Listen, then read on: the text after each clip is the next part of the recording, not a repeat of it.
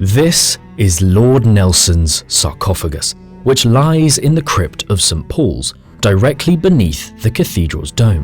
What's surprising about this piece is that it wasn't intended for the hero of Trafalgar. Made centuries earlier by the celebrated sculptor Benedetto da Rovezzano, it was designed for Cardinal Wolsey before being seized by Henry VIII. Henry left instructions in his will for this black marble sarcophagus with its bronze adornments to be erected here at St. George's Chapel in Windsor Castle. But for years after the king's death in 1547, the tomb was left unassembled on the floor of Benedetto's workshop. It was 18 years before plans commenced to finally bring the tomb to Windsor. Here it remained in pieces, unceremoniously stacked until 1646, when the bronze was sold off to pay for the Windsor garrison. George III then donated the marble sarcophagus for Nelson's funerary monument in 1808. The fate of Henry VIII's tomb is at first puzzling. How could the will of so mighty a monarch seem to matter so little so soon after his death? Is it simply, as Edward Herbert, his first biographer, wrote, that all of Henry's pomp died with him? And what can that tell us about the king's significance and legacy? We can find answers to these questions in clues all around us here at Windsor Castle, which was much improved under Henry VIII and was, until he acquired Hampton Court Palace, one of his favourite residences. It was Henry's love of hunting which drew him to Windsor. As Thomas Heynage wrote in March 1527, "His Grace, every afternoon, when weather is anything fair, doth ride forth hawking or walking in the park, and comes not in again till it be late in the evening." Here in the state apartments, we can see Henry VIII's hunting dagger and our first clue in exploring his legacy. If we look closely, we can see an engraving on the blade commemorating the king's victory at the Siege of Boulogne in 1544.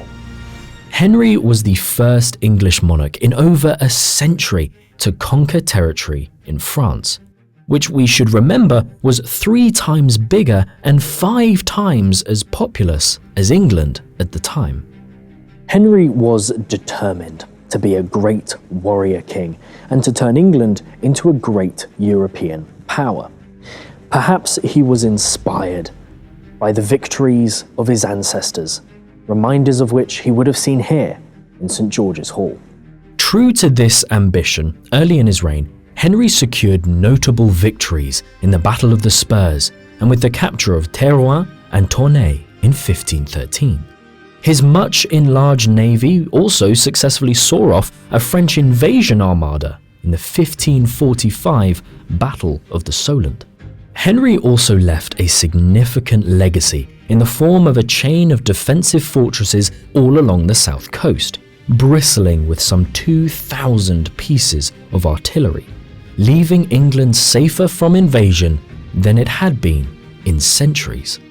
It was in diplomacy, though, that Henry came to rival the King of France and the Holy Roman Emperor. We see this most evocatively played out in the summit Cardinal Wolsey arranged for him in 1520 with the King of France, Francois I. This was such a logistical and theatrical marvel that it became known as the Field of the Cloth of Gold. 2 years later, Henry also sought to improve relations with the Spanish king and Holy Roman Emperor Charles V, entertaining the emperor with hunting and feasting here at the castle, and concluding the visit with the 1522 Treaty of Windsor. The fact that Henry could raise such eye-watering sums of money for his diplomatic and military campaigns without provoking major unrest is a testament to the ability of his ministers and stability of his government. The picture, of course, looked very different in 1536 when Henry faced the most serious uprising of his reign, the Pilgrimage of Grace. Here at Windsor, the castle was stockpiled with arms and munitions, and quite possibly near this very spot, a local butcher was hanged for showing sympathy for the rebels. The cause of this crisis was the dissolution of the monasteries, a reform Henry embarked on following his break with Rome. And this, of course, brings us to the king's most enduring legacy, the Church of England. Henry had for many years been on good terms with the papacy. In 1521, as a reward for his condemnation of the Protestant theologian Martin Luther, Leo X had given the king the title Defender of the Faith, a title British monarchs still use to this day. 2 years later, the new Pope, Clement VIII, even had a tree forged of finely decorated gold sent to Windsor as a gift for the king. Things were to change, however, when the king, in love with Anne Boleyn and frustrated at his inability to have a son with his wife, Catherine of Aragon, sought and was denied a papal annulment of his marriage. It was Wolsey's failure to secure this which ultimately led to his downfall and the seizure of his property, including his tomb.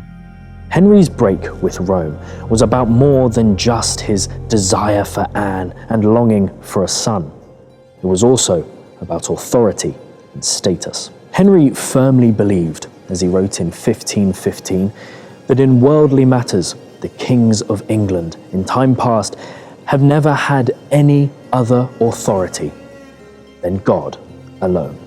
Over time, Henry came to believe his rights extended to spiritual matters as well, allowing him to assert his supremacy over the Church of England, including its beliefs and practices.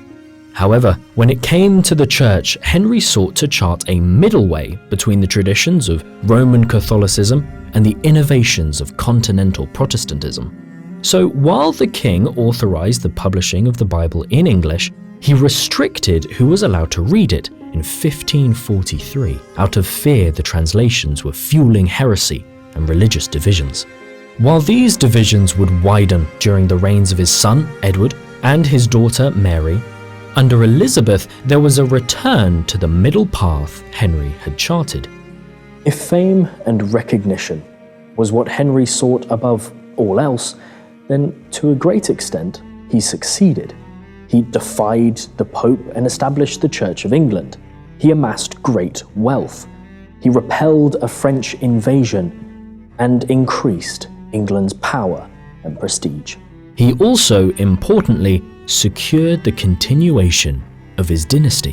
While this all came at a high cost, with the king becoming increasingly paranoid and autocratic in his later years, Henry VIII remains a towering figure in English history. His plans for his tomb may have never come to fruition, but many of his desires for England did, an enduring legacy we still live with today.